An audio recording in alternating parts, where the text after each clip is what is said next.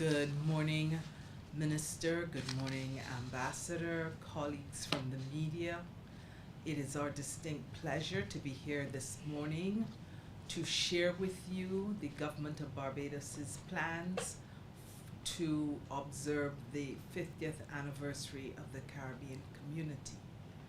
The press conference this morning will be chaired by Senator Dr. the Honorable Chantal Monroe-Knight, Minister in the Prime Minister's office, and we are joined by Ambassador Wayne McCook, who is an Assistant Secretary General of the Caribbean Communities Secretariat with responsibility for trade negotiations and the Caribbean single market and economy.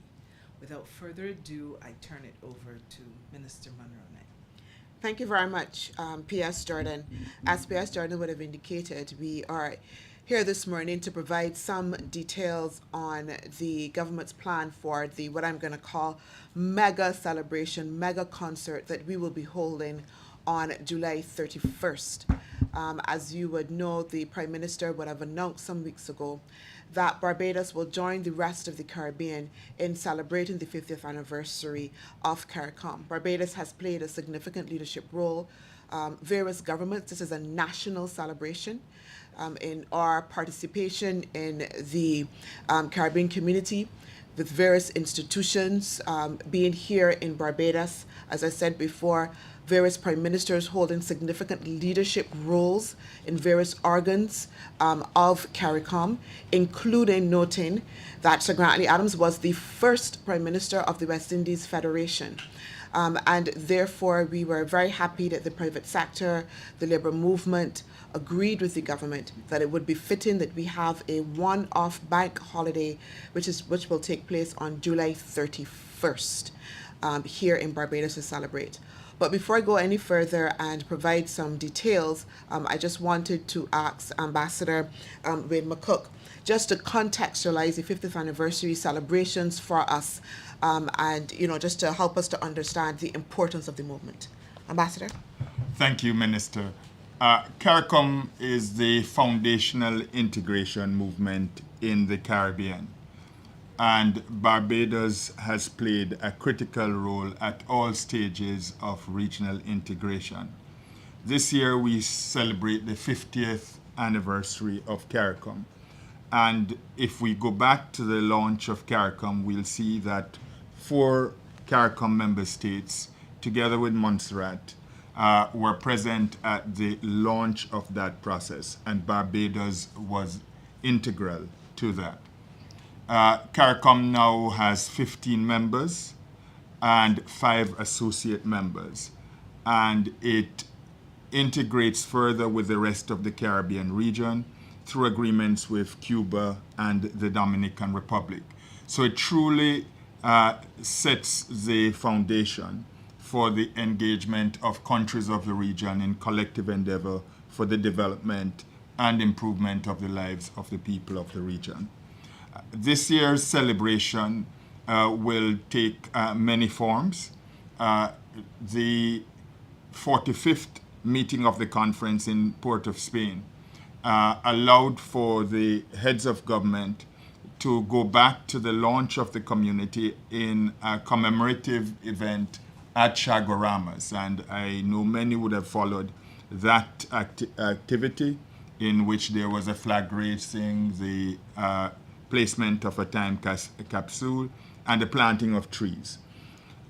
In many countries, there are celebrations that are linked with other national activities to reflect the connection between the community and the national agenda and aspirations. And I think Barbados' move to have the celebration in this way, to pause to celebrate and, of course, to reflect, is most timely, and the community is very supportive of this. Of course, Barbados, as Minister has indicated, has played and continues to play a central role in many areas of the work of the community. And at the moment, the most significant undertaking of the community is, of course, the single market and economy. and the Prime Minister of Barbados is the lead head of government for that and provides guidance and direction in concert with her colleagues for what continues to be the most ambitious agenda of the community. So I address there, Minister, and certainly we would be happy to speak further to where we are in the community, what there is to celebrate, what challenges we need to continue to seek to overcome, and ultimately build a better community for all the nationals of the CARICOM region. Thank you. Thank you, Ambassador McCook. I'm really appreciative of what you said in relation to the things that we have to celebrate. The notion of solidarity, particularly in the context of CARICOM, I think is our greatest strength. And our advocacy internationally and our advocacy globally is something that has done well for the region. In the context of Barbados' celebration that will take place on July 31st, we want to give full expression to that solidarity. So while the celebration, yes, will be here in Barbados, we will be inviting a number of regional acts that will be coming in to also help us celebrate. We will be having Destra that will be coming from Trinidad, Kevin Little from St. Vincent and the Grenadines, Vaughn from Grenada, Tamika Marshall will be coming in as well from Guyana. We'll be having comedian Damien Melville that will be coming in from Trinidad. And we will still have, hopefully, some more surprises for you by the end of the day, hopefully to announce some other names that will be coming in from the region as well. But in terms of the Barbadian acts, we are putting on show the best of Barbados. We, of course, have the Mighty Gabby, Red Plastic Bag, Crossfire, Peter Ram, Little Rick, Blood, TC, Natalie Burke, Nikita, Ashaka McNeil, Matt Fingal, to name a few. But as well, we want to invite Barbadians to come out because this is really a moment to celebrate, but it's also a moment as well for us to showcase our own cultural heritage. So you will also see the Israel Lovell Foundation. We will also have a number of other cultural acts. We will have gospel artists as well. Nisha Woods will be there. Dance groups will be there. And we will also be telling the story of CARICOM, chronicling that through a number of educational clips, and to make sure that we again tell the story and give full ventilation to the moment of the 50th anniversary. So it's really, really a moment that we're asking all Barbadians to come out. It's a family event, so bring all of the family members. Particularly, we want to see the young people out as well, so that they can understand again that history, that moment, but also as well to come out and to be able to celebrate. So thank you very much. That is what we wanted to be able to share with Barbados in relation to our celebrations on July 31st. But I also want to remind you that August 1st is Emancipation Day, and we will be having again a major celebration on August 1st. We are inviting Barbadians to come on out at 7 a.m. We will be having our usual trek to the Emancipation Statue. We will be inviting Barbadians to join us at various locations, including starting from Sky Mall, as well from LASC, from as well just coming from the Samuel Jackman Prescott Polytechnic, as well, to be able to join us again for a full celebration on August 1st for Emancipation Day. Thank you.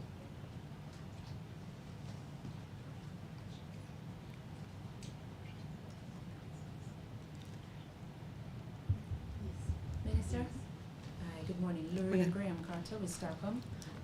Where will all these events be taking place? You mentioned performances by regional and local artists. Can you tell us where exactly the event will be held? All right, thank you for that. So we will be at Botanical Gardens at 6 p.m. Botanical Gardens at 6 p.m. on August 31st. That's where we'll be having our mega concert for the 50th anniversary celebration. All right, thank you. Another question, I'm not sure if you might be able to answer. We know that this is considered a one-off celebration for the 50th anniversary, whereas the other islands, well, from our indication, plan to do it on a yearly basis.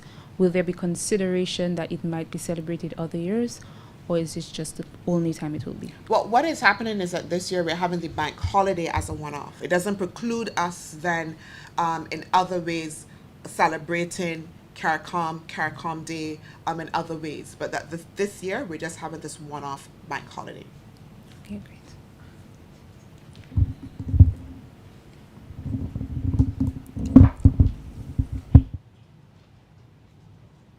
This is a question for Ambassador McCook. In the 50 years of CARICOM, what can you say was your single most greatest achievement over the last 50 years? Thank you. That's a difficult question. The community has a broad scope of activities and responsibilities on behalf of the region. Minister Monroe mentioned our voice and vote, that is our international advocacy.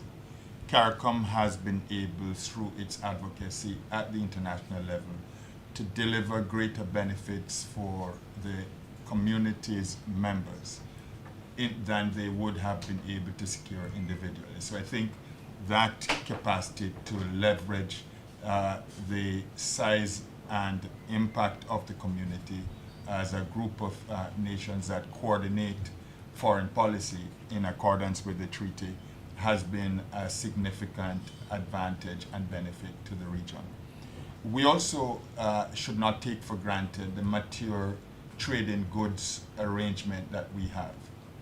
The region has had now for its 50 years a common market to a single market structure in which regional trade and trade in products within the region is privileged. And there are many companies here in Barbados and elsewhere that benefit significantly from the market arrangements that provide advantages for regional producers. There's a lot of scope to deepen that, and that is why two important initiatives now underway, the agricultural policy and the industrial policy, are so critical. If these can be successfully advanced, taken together with the trade arrangement, we can see significant uptick in growth and development through the regional integration of production and advancement of regional trade.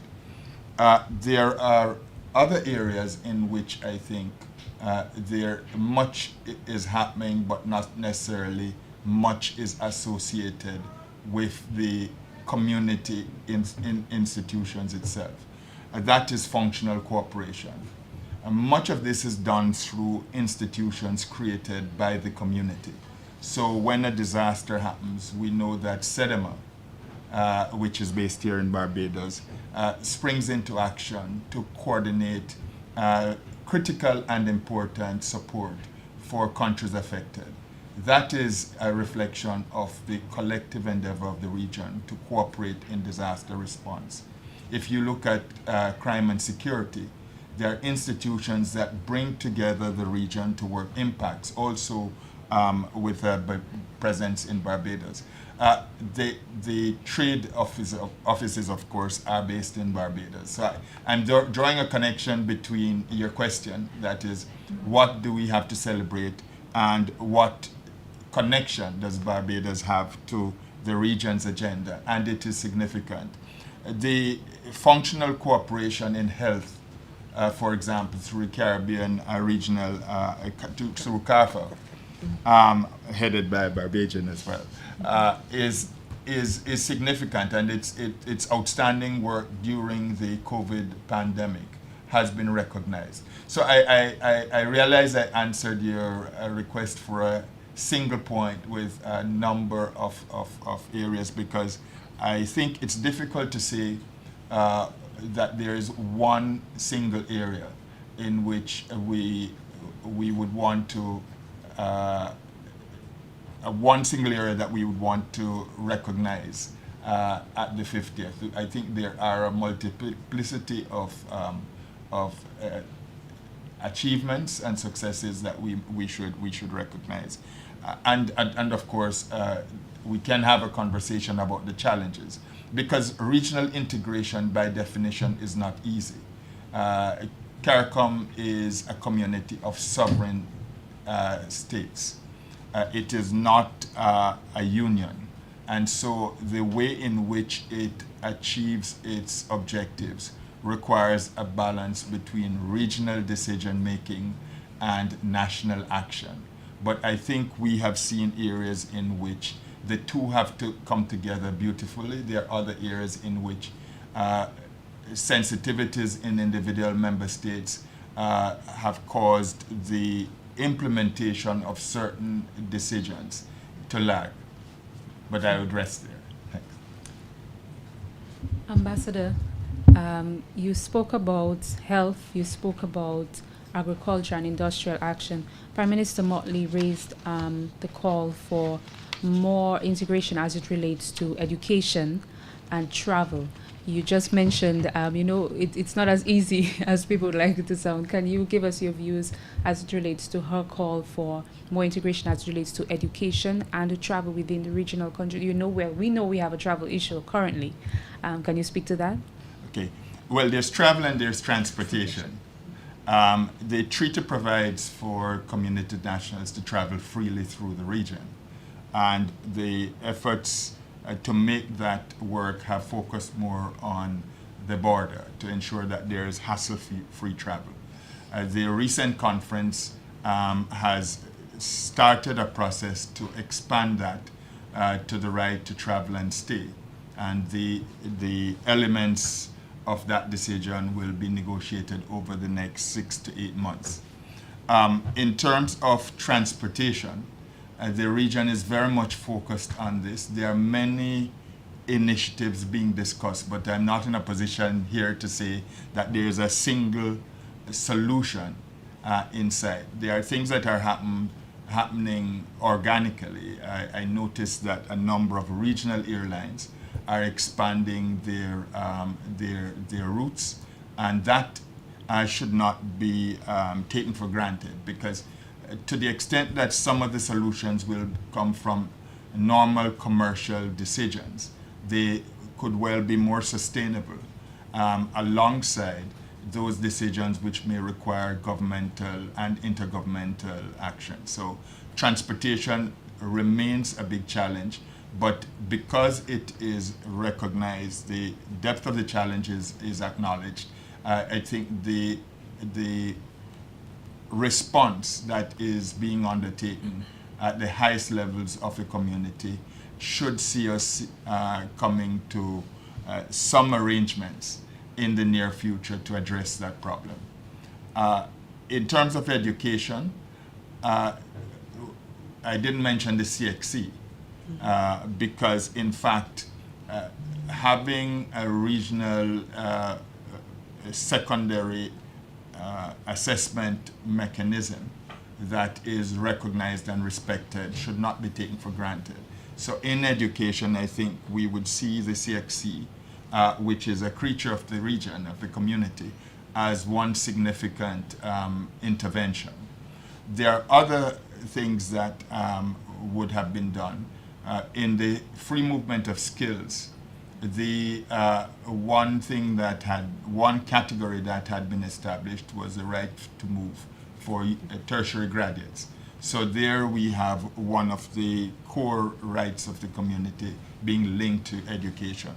There are other things like mutual recognition of skills that tie also to education. We have the TVET and other kinds of initiatives which help to address other categories of skills and attestation of those skills. So I think the region has recognized the crucial importance of education. I think individual countries have privileged education as a high priority, I think in many cases from independence. But I would rest there, and if there are other questions, I would.